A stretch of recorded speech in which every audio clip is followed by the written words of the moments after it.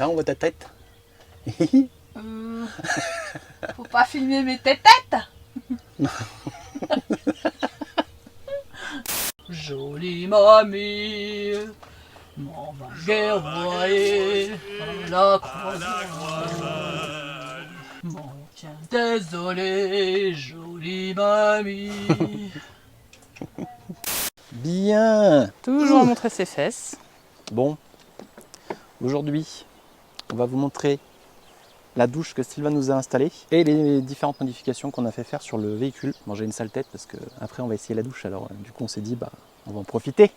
Hein? On va pas se laver. Bah ouais. Donc c'est parti. Donc, voilà la bête, tout à l'heure on essaiera. Donc on va la monter ensemble, c'est la première fois qu'on va l'utiliser. Donc ça sera exercice pour tout le monde. Alors ensuite, les modifications qu'on a fait sur Sacha.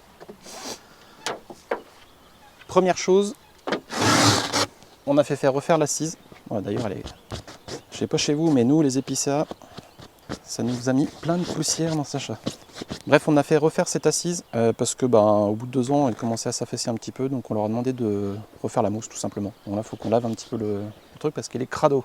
Donc ça, c'est fait. Après, on a fait réparer cette petite porte qui est, ma foi, très fragile, mais ils nous ont mis des inserts cette fois, donc avec une réparation un peu plus solide. Donc cette petite porte, forcément, de temps en temps, on l'oublie et clac. Comme vous avez déjà expliqué, donc voilà. Donc là, c'est tout neuf, c'est tout refait. Ensuite, on avait eu un petit impact, une rayure sur le film de la lunette arrière, parce qu'ils nous avaient rayé ça le jour où ils nous ont refait le haillon. Et le filmage, le coup, donc on a fait refaire ça par Sylvain. Et il y en a eu pour 150 € de facture. Ça, c'est juste à titre d'information. Hein. Si des fois vous avez ça à changer, vous saurez combien ça coûte. Ensuite, il nous manquait ce petit cage de finition. Donc on a tout simplement signalé à Sylvain qui nous l'a remplacé. Pareil, ça c'était lors du changement du haillon, il nous avait perdu la pièce. Donc ces choses réparées.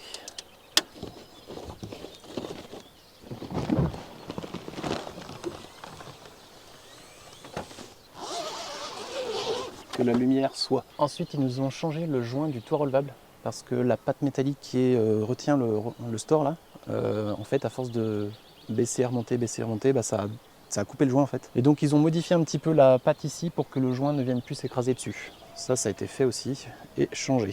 Donc ensuite, cette réglette, ils nous ont remplacé la petite agrafe qui était à l'intérieur, qui est en plastique. Donc on n'est pas très fan, mais au bout d'un moment, elle a cassé parce que ça nous est arrivé au début, quand on mettait la table, on avait le pied qui était décalé et du coup l'agrafe sortait. Donc en fait, ça a cassé l'agrafe au bout d'un moment. Ensuite, on a une nouvelle prise USB ici qui est tirée tout droit du dernier Equinox 2 qui a été présenté en 2021 au salon du VDL. Donc on a fait installer ça, c'est super pratique. Mais on a un petit souci. Sur les prises USB qu'on a dans le véhicule au niveau du lit, on peut recharger l'iPad avec l'USB et l'USB-C qui est là. Quand on branche en USB, là ça marche aussi, ici ça marche aussi. Par contre, quand on branche en USB-C directement sur l'iPad, là ça marche pas. Et je sais que ça marche pas parce qu'avec un iPhone ça marche, mais pas avec l'iPad. Donc je pense qu'il faudrait revoir ce petit truc là. Parce que l'USB-C vers l'iPad, en fait, je pense que l'iPad donne un peu trop de puissance et finalement ça marche pas. Ah, donc c'est bien pour des téléphones. Mais... Voilà, c'est bien pour les téléphones, mais sur les trucs un peu plus puissants, du coup ça marche pas. Je vais vous faire le test là. Je branche, il se passe strictement rien. Donc câble USB-C vers iPhone. Quand je branche l'iPhone, voilà, on entend le petit cling. Et donc ça marche. Mais donc je pense que la prise, elle fournit pas assez de puissance pour l'iPad. Donc c'est un peu dommage de proposer ça et finalement que tous les appareils ne puissent pas être chargés dessus. Sinon, c'est super pratique parce que quand on regarde la télé sur l'iPad, donc quand on met la table, l'iPad il est là et on peut se brancher directement sur la prise en mettant un câble juste en dessous. Et ça, c'est quand même super pratique. Donc c'est une belle innovation. Pour la 3e fois, on a fait remplacer aussi la moustiquaire. Donc nous, on l'utilise tout le temps, tous les jours. Donc forcément, enfin peut-être pas tous les jours parce qu'on ne lève pas de toit tous les jours, mais on l'utilise très souvent. Et cette moustiquaire a tendance à se fissurer. Donc là, pour l'instant, tout va bien. Et en fait, le problème, c'est qu'elle est livrée pliée. Je pense qu'avec le temps après, ça... Enfin, en tout cas, la matière, voilà, elle n'est pas terrible. C'est pour ça que nous, d'ailleurs, qu'on avait changé la matière sur une des moustiquaires, on avait refait une à la machine à coudre.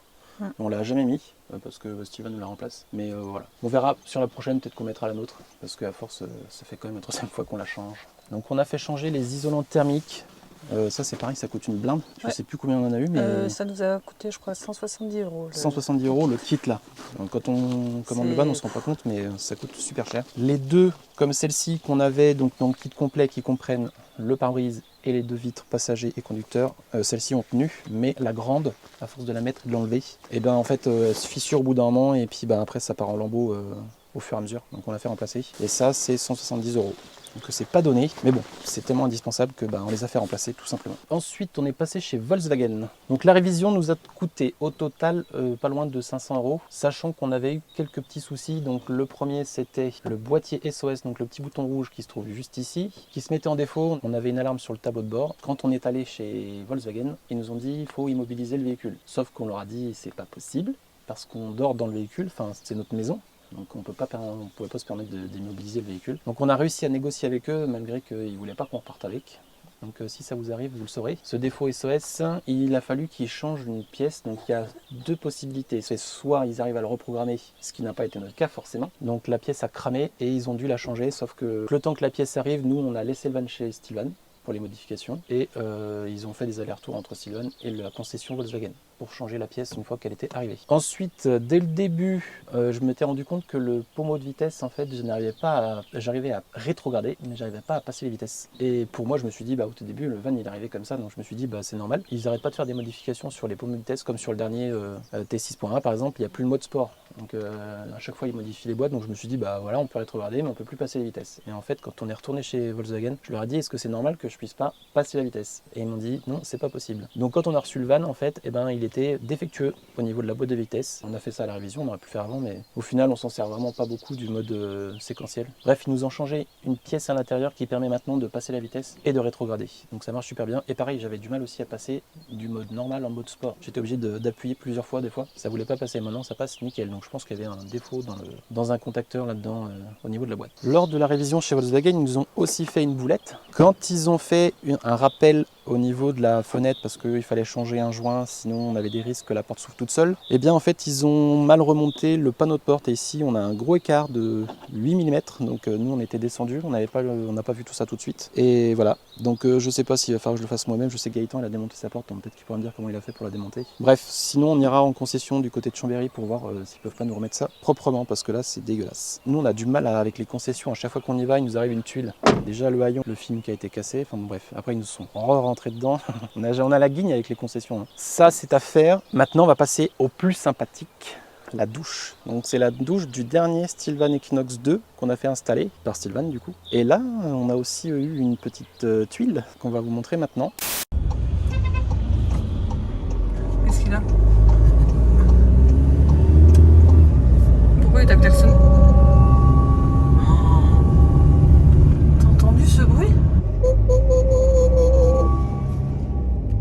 C'est là que ça fait du bruit, c'est derrière. T'entends?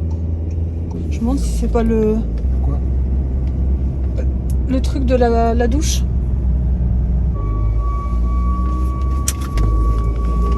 C'est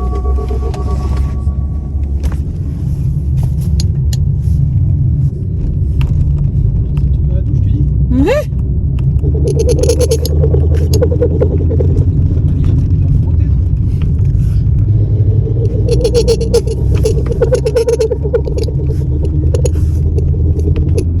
C'est carrément ça. C'est ça? Ouais.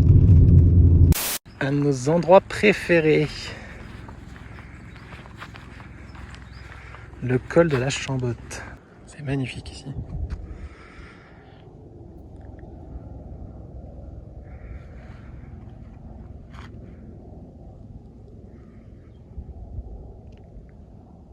Bon, comme vous l'avez vu sur la vidéo, on avait un petit bruit suite à l'installation de la douche. Donc on a levé le van et on s'est rendu compte que c'était l'arbre de transmission qui touchait la bonde de sortie de douche. Donc on a vu avec Stilvan, ils nous ont renvoyé un kit avec une bonde un peu plus courte.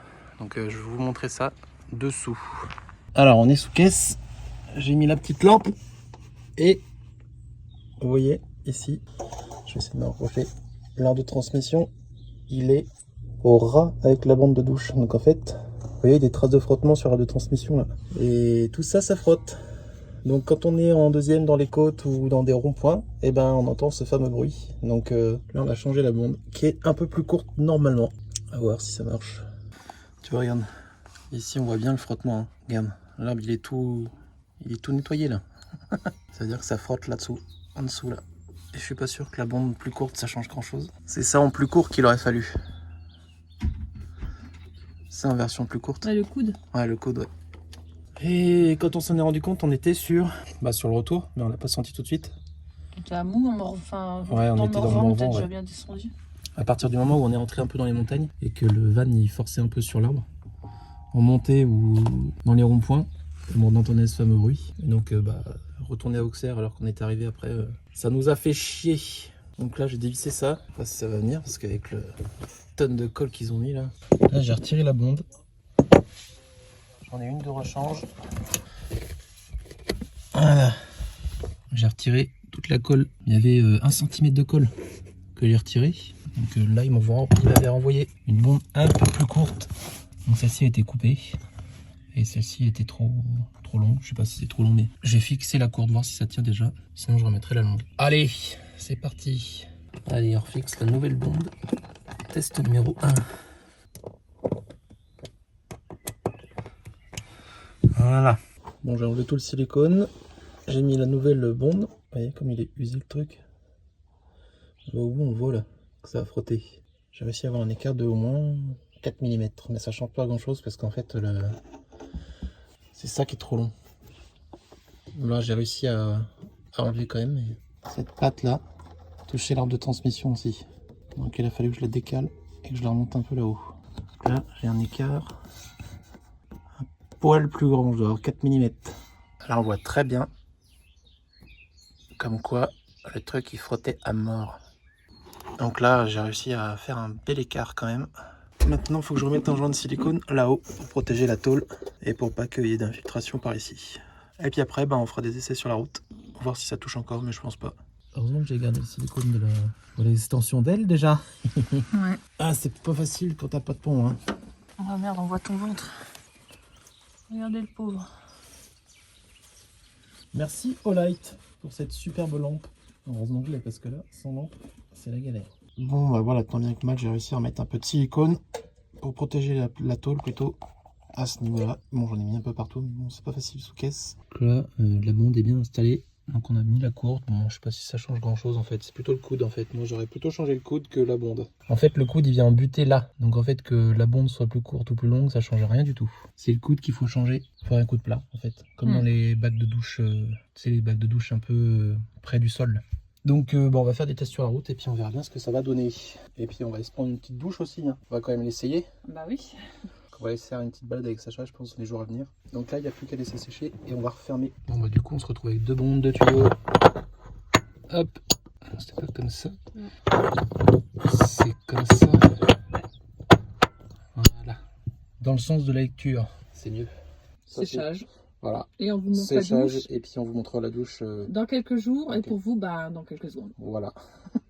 Pour nous installer la douche, ils ont fait des modifications. Ici, avant, on avait un bloc de prise, donc 220 allume-cigare et USB, c'est ça. Donc ils ont supprimé ce bloc et en fait, ils l'ont passé au niveau de la partie de nuit, juste à côté du Webasto. Et ils nous ont rajouté un mitigeur ici pour qu'on puisse brancher le pommeau de douche là et qu'on puisse mettre ici la douche, hein, forcément. Donc c'est le même qu'à l'arrière qu'on a à l'extérieur, donc avec réglage eau chaude, eau froide et puis le branchement tout simplement ici. Ensuite, ils ont rajouté des picots ici, donc pour que le rideau de douche vienne se clipser. Donc là, ce qu'on va faire, c'est qu'on va allumer le Webasto pour avoir de l'eau chaude. Hein. On va pas prendre de la douche à l'eau froide quand même. Ça s'appelle pas Gaëtan et Manu.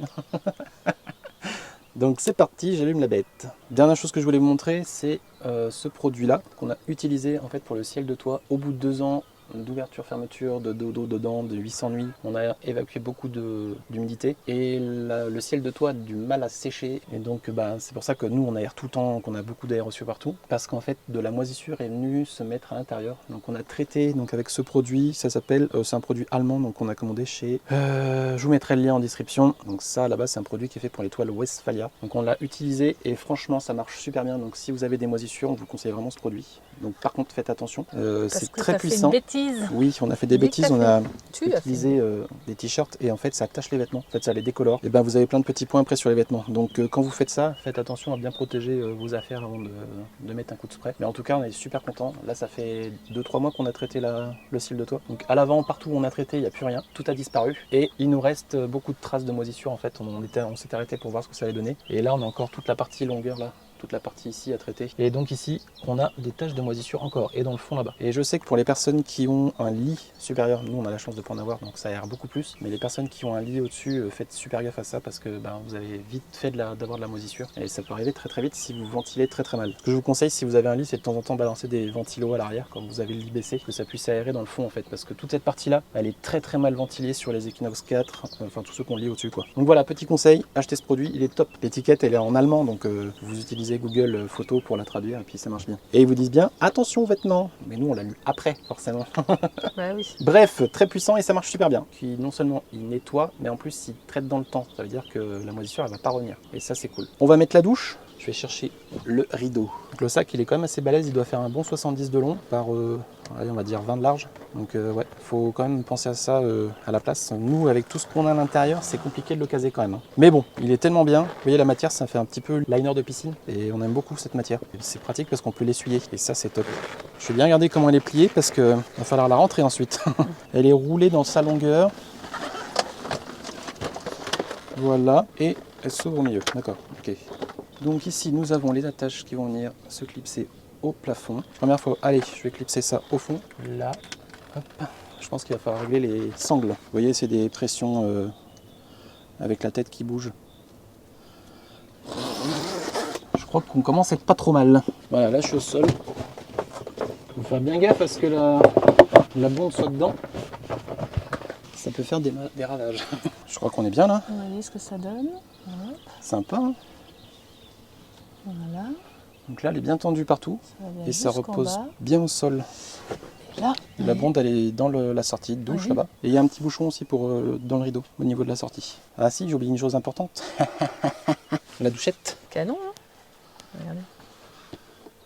Alors, il nous donne forcément une douchette en plus, une pour l'extérieur, une pour l'intérieur. En fait, je sais pas si vous voyez bien ici, mais il y a une petite entrée. Donc c'est par là qu'on va passer la douchette. Donc je vais brancher la douchette et je vais la faire passer à l'intérieur. Voilà. Qu'après vous avez une petite membrane pour fermer la séparation. Ensuite, là vous avez aussi une petite pochette pour mettre votre gel douche ou autre. Et là vous avez une deuxième ouverture. Bon voilà, qui s'y colle en premier? Vas-y, allez. Allez. C'est drôle. Va falloir flouter. Hein. En plus je suis pas lavé depuis au moins un mois. N'importe quoi. Bon bah je vous reprends dès que je suis à poil. Hein. Bon, faut tout prévoir avant. Hein. Donc là on a mis la serviette, la douchette elle est tendue ici. Et puis j'ai mis le savon au fond. Au revoir. Bon c'est assez étroit mais ça colle pas aux fesses. Ça c'est le premier point positif. Tu fais attention. Ah, un caleçon. Ah faut que tu m'allumes la pompe Mamour. Ah oui. Sinon j'aurai pas d'eau chaude. Ouais, c'est là que ça se passe. Regardez. C'est bon? Ça y est. J'arrive à accéder au mitigeur par ici, c'est cool. Bon alors est-ce que j'ai de l'eau chaude maintenant? Oh oui. Oh là là oui. Oh trop chaud, trop chaud. Merde j'ai mes lunettes. Mais c'est pas possible. Attends c'est bon je les pose là. Alors, qu'est-ce que ça donne? C'est top. Là, tu prends la douche, le haillon ouvert, kikil. Ouais, top. Bon, j'espère qu'il n'est pas crevé parce qu'il y a de l'eau au fond. Hein. Ouais. Sinon, on n'est pas bien. On verra ça tout à l'heure. Bon, en plus, on entend les bruits de mon corps. C'est beau. Allez, au rinçage. Ah la vache, elle est vachement chaude. Je vais baisser encore parce que là, Ouais. voilà, tout propre. L'eau est part, elle s'évacue bien ou pas? Il y a une petite flaque au fond quand même. Hein. Là, vu qu'on n'est pas très penché, enfin, qu'on n'est pas très droit, il faut faire gaffe à ça aussi, quoi. Parce que l'eau, elle s'évacue mal. Mais bon, on va le soulever un petit peu, je pense que ça s'évacuera bien. Voilà. C'est vite chaud. Hein. Mais c'est super agréable. Ça marche super bien. Bon, allez, je m'essuie. Et je suis à vous. Je peux même s'essuyer à l'intérieur. Bon, bah c'est au tour de lit maintenant. Ouais, c'est pas large, mais c'est franchement, c'est largement suffisant, quoi. La petite trousse. On vous fera un petit récap de ce qu'on a pris dedans depuis 2 ans. Ça peut peut-être vous intéresser. Là, on voit ta tête. Faut pas filmer mes tétettes. Jolie mamie, m'envoie guerrier. Oh punaise, c'est chaud à la croisade. Eh ben, c'est pas mal du tout, hein. T'as vu, ça colle pas trop, c'est bien. Non, c'est bien, hein. Franchement. Non, franchement, on adore la matière. Ouais. C'est cool ça. Je pense qu'on va pouvoir mettre un petit coup de Karcher, vitre dedans. Comme ça, ça va aider au séchage. Donc, vous voyez le bac, il prend pile poil la largeur. On est sur du 60, je pense. D'ailleurs, j'ai un mètre. On va mesurer ça tout de suite. On est sur 55. Eh bien, nous sommes très satisfaits de ce système. On recommande vraiment cette option. Bon, après, nous, on n'est pas du style à prendre beaucoup de douches, on se lave beaucoup aux gants. Non, mais ça dépanne. Mais ça dépanne super bien. Bon, voilà, dites-nous ce que vous en pensez en commentaire. Pour ou contre la douche dans un van? Le seul problème pour nous, c'est comment entreposer le rideau, parce que il prend beaucoup de place dans la soute et quand on est chargé, blindé quand on part, c'est compliqué à l'installer. Mais si vous partez en vacances avec ça, franchement, faites-le. Ouais. Non, je vais pas sortir toute nue. Bon, là, on est un peu penché, donc il y a un petit peu d'eau dans le fond, donc il va falloir que j'évacue ça. Regarde, on voit l'eau. Il va falloir que je ramène toute l'eau vers la bonde, sans l'enlever, bien entendu. Impec. Il reste un petit peu d'eau dedans, mais j'essuierai avec un chiffon. Maintenant, on va passer un petit coup de ça là. Je pense que ça devrait retirer pas mal d'eau.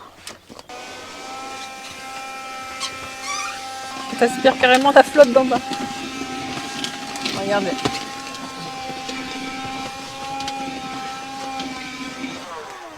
Super. J'ai enlevé le gros. J'ai bien enlevé tout le fond. Voilà, j'ai récupéré beaucoup d'eau. Impeccable. On va aller le faire sécher dehors. Donc là, je vais le détacher et je vais le mettre directement sur le haillon en fait, vu qu'on a des attaches aussi à l'extérieur. Pour récupérer l'eau, mais bon. Attention. Voilà, impeccable. Pas une seule goutte à l'intérieur. Le top du top. Et on va la pendre ici. Et voilà. Elle va sécher tranquillement ici. Et voilà. Ouais, ça va bien s'aérer avec les deux. Ouais, avec les deux côtés là. Côté, ouais. Nickel. Donc franchement, premier essai pour nous et enfin une douche en van, on n'avait jamais fait. Si on avait fait une fois dans un fourgon. Et on avait le rideau qui nous collait aux fesses. Là, c'est vraiment super bien. Franchement, ils ont fait un beau système avec le bac directement intégré. Donc suivant comment vous êtes penché, vous avez de l'eau qui reste un petit peu dans le bac. Mais ça s'enlève super bien avec le Karcher, ça va super bien. Donc c'est une option qui n'est pas donnée, je crois qu'elle est aux alentours de 400, 450, un truc comme ça. Donc c'est vrai que c'est pas donné, mais franchement vous la conseillez vraiment parce que c'est vraiment une super douche. Sur ce, on vous dit à bientôt, à la prochaine vidéo. N'oubliez pas de vous abonner. Un petit like, un petit commentaire, Voilà, ça un fait petit toujours... like, un petit commentaire, ça fait toujours plaisir. Et puis on vous dit à la prochaine, et ça sera certainement avec Troupi. Sacha, on va le laisser un petit peu. On va aller tester Troupi sur la route, et puis on a le chauffage à aller installer. En Donc ça va Ardèche. être direction Ardèche. On fait des bisous, à bientôt, ciao. C'est sec, on va ranger tout ça. Ça sèche bien, hein. Avec le Karcher et puis un petit coup de chiffon après, c'est impeccable. Alors, c'était plié comme ça, et comme ça.